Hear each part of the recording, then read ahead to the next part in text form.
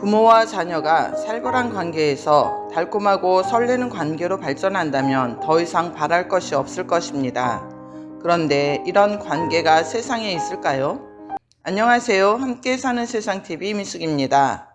저희 사랑과 사람 치유센터에 하나님의 사랑을 받고 결혼하여 아이 넷을 낳아 키우는 젊은 엄마가 있습니다.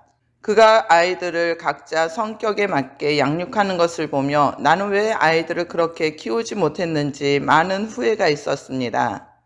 모든 부모가 내 자식에 대해 착각하는 것이 있습니다. 그것은 내 아이들은 내가 너무 잘 안다는 것입니다.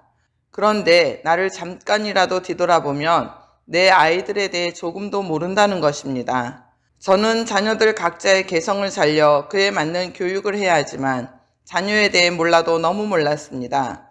하나님의 사랑을 받기 전에 나는 아이들을 어떻게 키웠을까 생각해보니 내가 키운 아이들은 마음에 상처를 가득 안고 살고 있었다는 생각이 들었습니다. 특히 큰딸에게는 어린아이에게 왜 그렇게 못줄게 했는지 마음이 아려옵니다.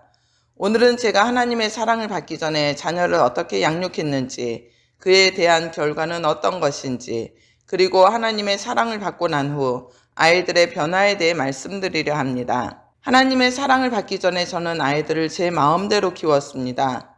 아이들의 개성이나 기질과는 상관없이 내 생각에 옳은 대로 양육했습니다. 부모는 자기의 생각대로 교육하지만 각자 가지고 있는 성품이나 기질에 맞는 양육을 해야 합니다. 만약 아이들이 셋이라면 그들의 개성은 각각입니다. 그런데 교육하는 사람은 한 사람인데 똑같은 로봇을 생산해내듯 셋을 그 한 사람과 똑같이 될 것을 교육합니다. 한 인격체로 생각한 것이 아니라 내 기준에서 제대로 자라지 못하게 참 잔인하게 키웠습니다. 그들의 의사와는 상관없이 인형처럼 내 마음대로 입히고 내가 좋아하는 것을 먹이고 내가 좋아하는 방식대로 키웠습니다.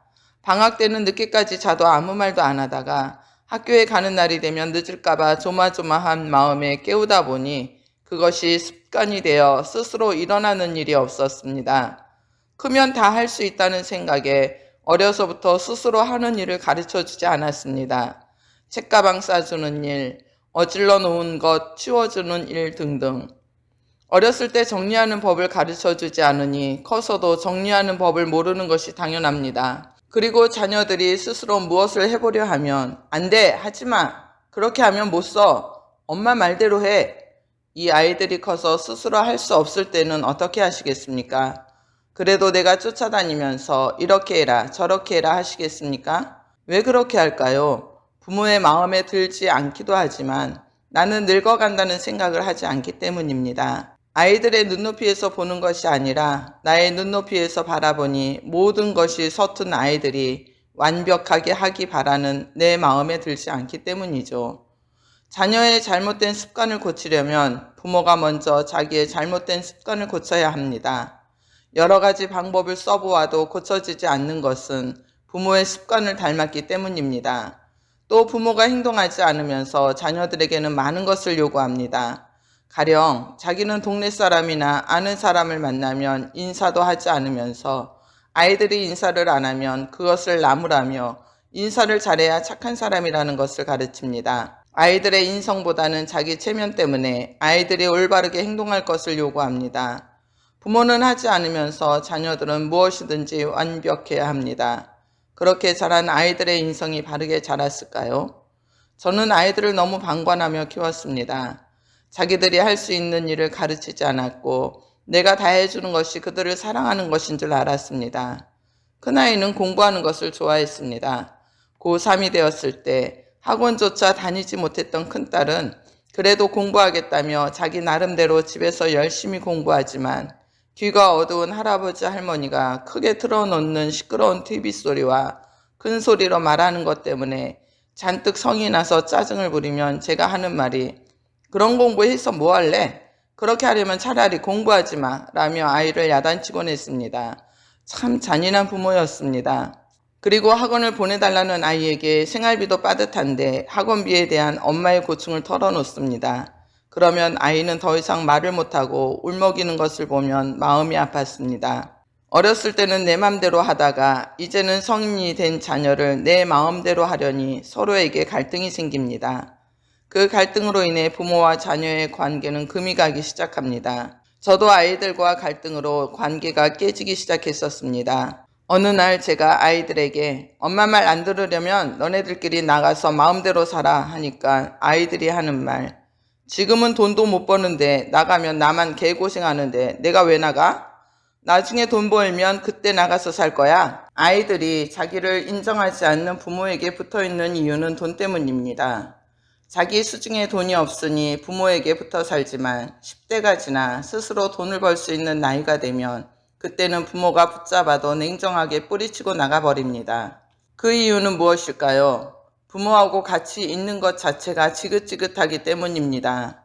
그리고 부모에게 돈 쓰기를 싫어합니다. 그렇게 아이와의 갈등은 골이 깊어지고 모녀 사이의 관계는 점점 멀어졌습니다. 이렇게 큰딸과 멀어지던 관계가 제가 하나님의 사랑을 받고부터는 점점 회복되기 시작했습니다. 처음에 저의 큰딸은 변해가는 엄마를 보며 참 견디기 힘들었을 것입니다.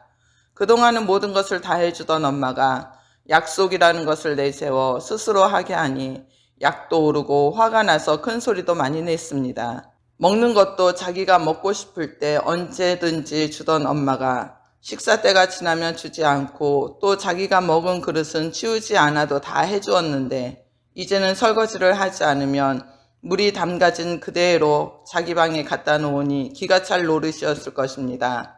왜 처음부터 그렇게 가르치지 않고 이제 와서 사람을 힘들게 하냐고 하면 저는 미안하다는 말밖에 할 말이 없었습니다. 제가 그렇게 가르쳤으니까요. 자녀들에게 약속을 가르치지 않으면 순종하는 법을 모르고 삽니다. 부모가 된다는 것은 그동안 자녀로부터 잃어버린 신용을 회복하는 것입니다. 하나님의 사랑은 자녀를 위대하게 만듭니다. 저는 아이들에게 공부하라는 말을 거의 하지 않았습니다. 대신 책을 많이 읽으라는 잔소리는 했었고요. 이제는 장성에서 회사에 다니는 큰딸이 하루는 점심을 사주고 커피까지 사주면서 이런 말을 하더군요.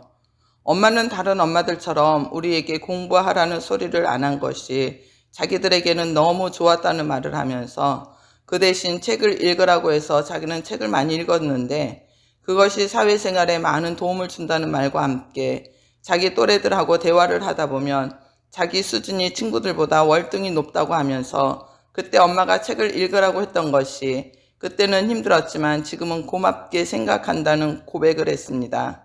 이렇게 아이들이 점점 변해가는 모습을 보면서 하나님의 사랑이 나뿐 아니라 내 주위에 있는 사람들이 변화되는 모습이 놀라울 따름입니다. 한 번은 이런 일이 있었습니다.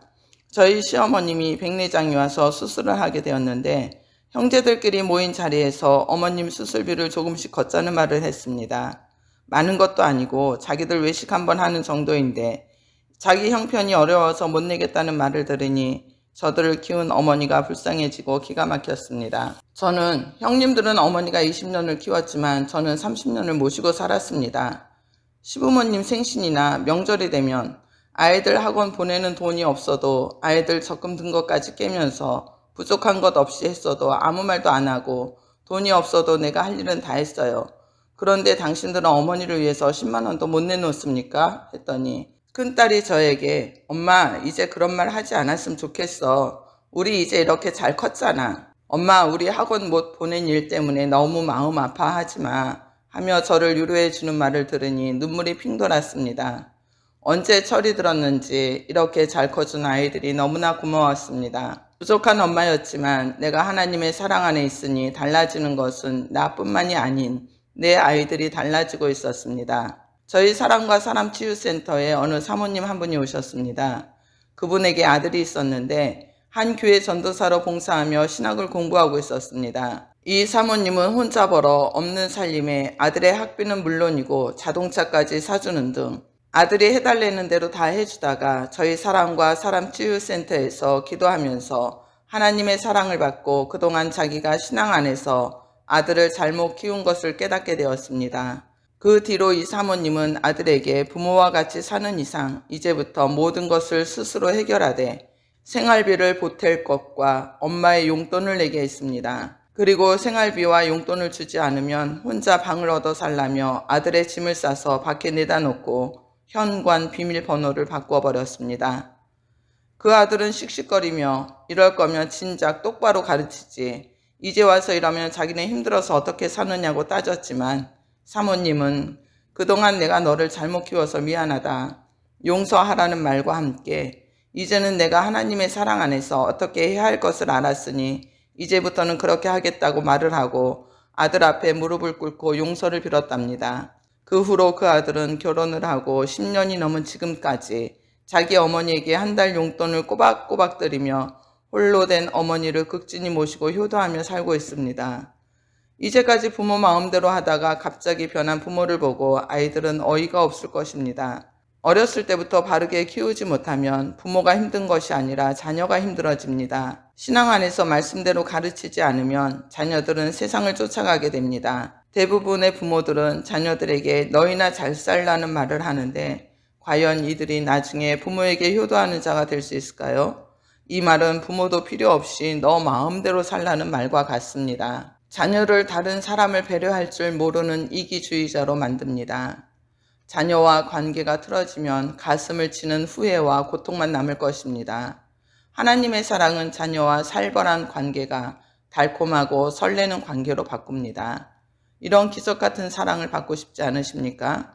공감되셨다면 알림 설정과 함께 구독과 좋아요 꼭 눌러주세요. 우리는 사랑할 수 있습니다. 우리에게는 기적 같은 하나님의 사랑이 함께 하시기 때문입니다. 오늘도 주님이 주시는 사랑 안에서 기쁨과 평안을 누리는 행복한 날 되시기를 축복합니다. 감사합니다.